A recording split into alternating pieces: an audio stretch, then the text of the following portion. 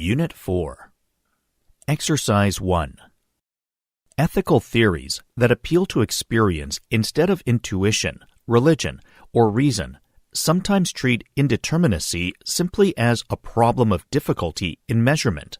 They may call attention to differences in what is right or good under different psychological, historical, and individual conditions. In that sense, morality is relative. A certain action is considered wrong if done by someone who possesses typical cognitive abilities, but not if done by someone who lacks the ability to make fine distinctions. You cannot expect the same rules of private property concerning land in a primitive hunting society and a small individual peasant society. You cannot impose the obligation to save a drowning man by swimming out for him upon one who cannot swim or who is desperately ill. Such individualization and particularization hardly constitute indeterminacy, for they call attention to the factors which make single and decisive answers correct. In short, they remove rather than enshrine indeterminacy.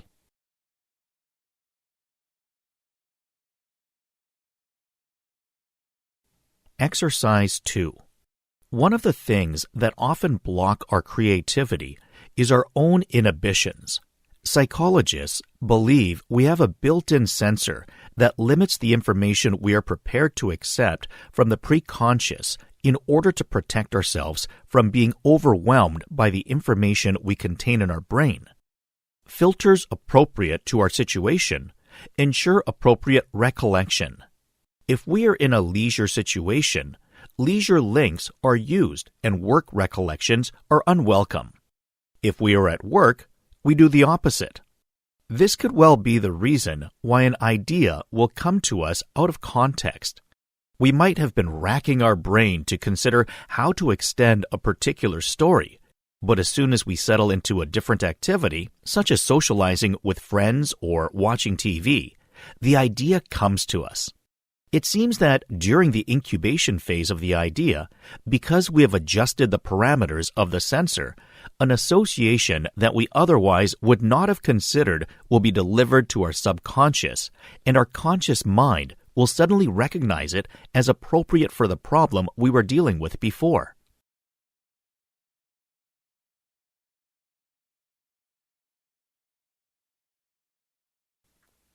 Exercise 3.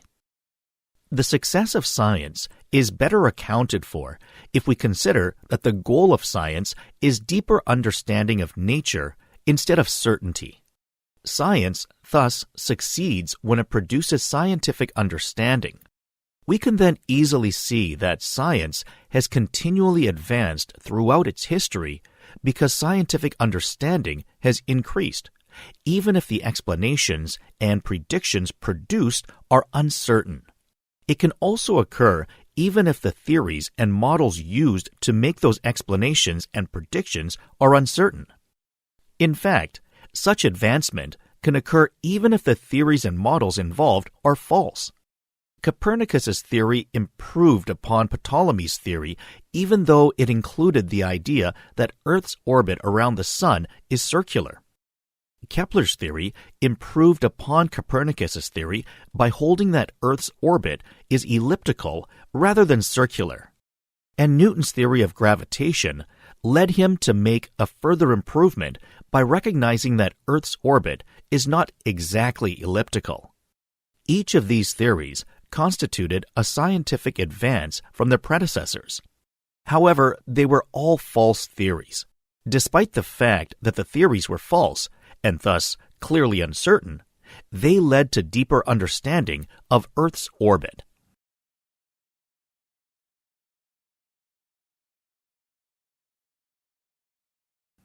Exercise 4.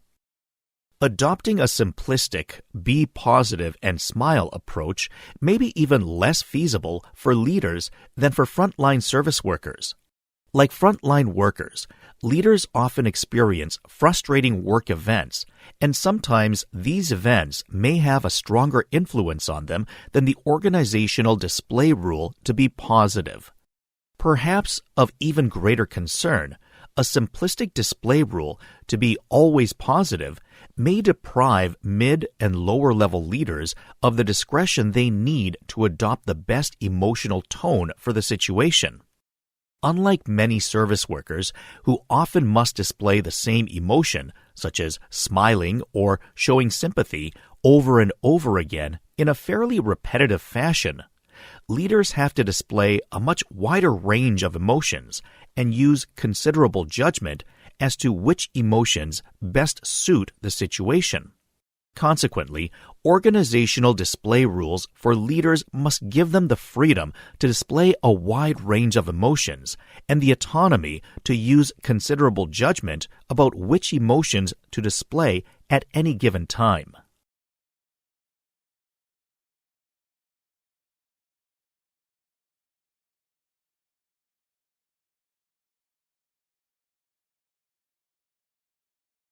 Exercise 5. The philosopher Michel de Montaigne is an early representative of a different view of media. He considered writing to be a unique way of exploring and recording traits of my character and my humors, which he famously did best while working alone in his writing tower. In fact, he actively used the opportunities of pen and paper to continuously revise and make additions to his essays in a manner reminiscent of what goes on in the recording studio. The ability of writers to express their inner lives and to imagine the experiences of others has always been broadly celebrated, including the way novels are able to place various personalities and worldviews into dialogue with one another. The growth in distribution of books gave people fresh insight into the motivations and sentiments of others. The ability to provide increasingly detailed access to people's lives has since been considered a defining trait of electronic media, dramatically demonstrated by witness reports from war zones. These points can trigger a critical awareness of the power of mediated communication, but might also inspire a nuanced appreciation of its rewards.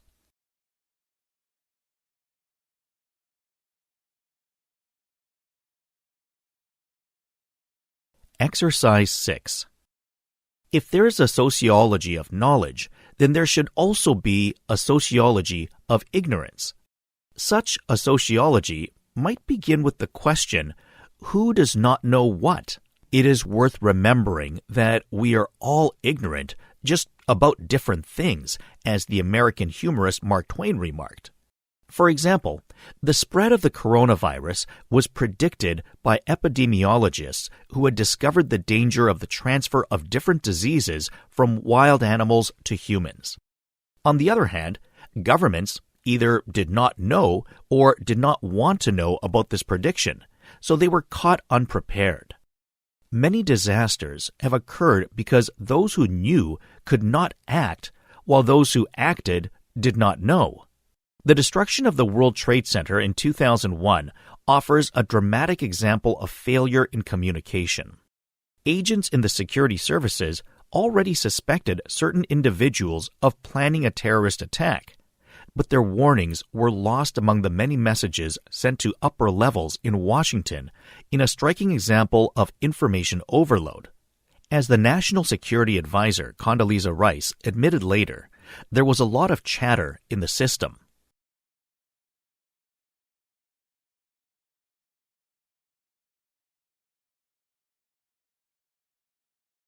Exercise 7. The demands of the self usually conform so closely to societal norms that we feel no tension in acting upon our desires. The self emerges most clearly at times when our passions clash with social protocol. Their very inconvenience makes them feel true. Over the last 150 years, however, psychologists and neuroscientists have warned us against attributing too much authenticity to our thoughts. Our brains are always engaged in rationalization, framing raw demands from our subconscious as well-grounded logical requests. Psychologist Bruce Hood elaborates, even if you deliberate over an idea, turning it over in your conscious mind you are simply delaying the final decision that has, to all intents and purposes, already been made. Later, having been presented with a decision, we then make sense of it as if it were our own. The overwhelming number of truth-hiding mechanisms in our brains has convinced Hood that the self is an illusion. Whether or not this is the best framing, we should certainly abandon the idea that the self is a real me cordoned off from any social influence.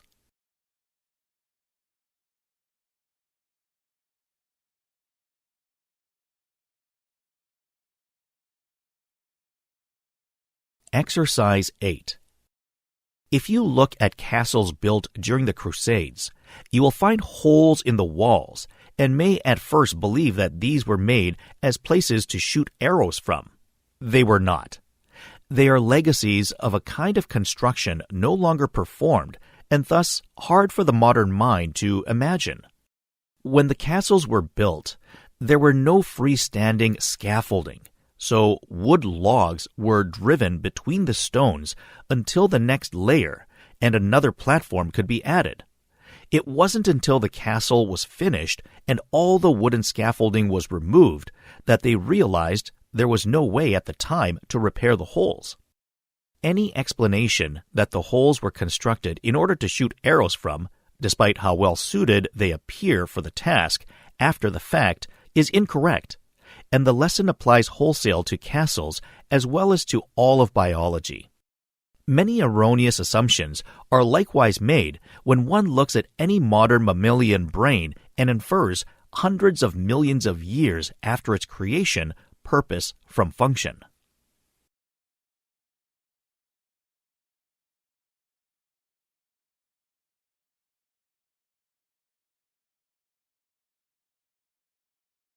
Exercise 9. In the 1990s, as the Internet saw its global adoption, it became clear that not everything connected to the Internet should be available to everyone. An organization's server could include internal information that it never intended to be available from the outside, yet often it was easy to find for anyone who cared to look for it. Another challenge was that the technology was built with the idea that we trust people to use it appropriately. The implied idea that no one will intentionally try to sabotage or break things was a remnant of the early Internet days, and one that meant many servers and systems were open for anyone to use. We just trusted people not to take advantage. One of the first demonstrations of the lack of IT security was the first recorded Internet worm in 1988. The Morris worm provided clear evidence that the technology was not at all secure just because we tend to trust the users on the system.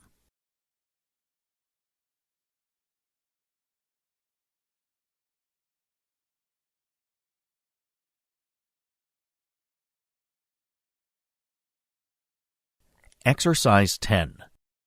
Identifying values and resolving conflicts is a little like gardening.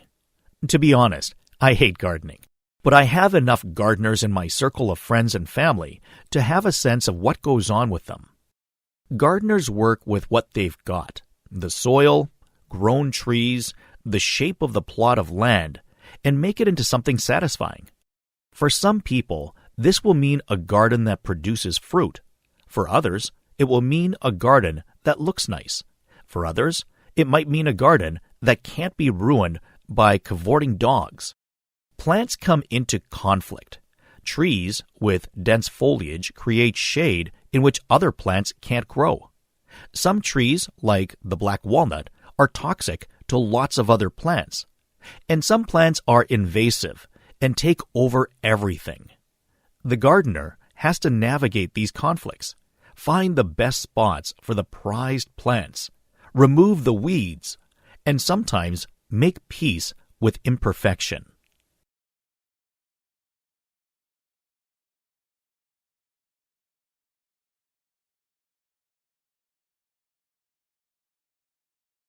Exercise 11.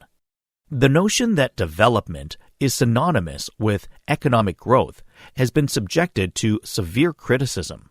By far, the most significant is that of Amartya Sen, who has argued that commodities, the production of which is a major part of economic growth, are only of value to us in terms of what they allow us actually to do.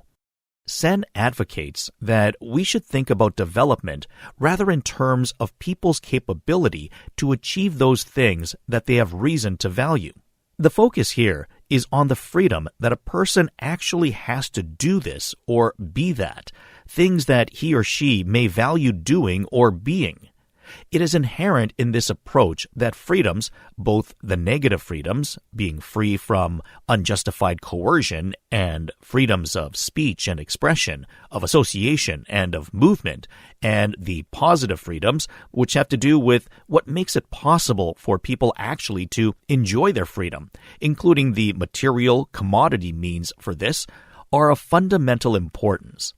According to this view, therefore, development can be seen as a process of expanding the real freedoms that people enjoy.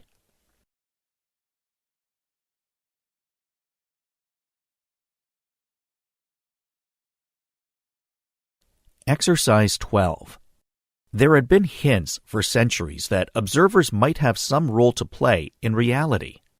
In fact, in his Optics, Isaac Newton insisted that brightness and hue are not inherent, but that each observer actually creates all the colors of the visual realm within his mind. The rays, to speak properly, are not colored, he wrote. Other scientists eventually showed that Newton was right.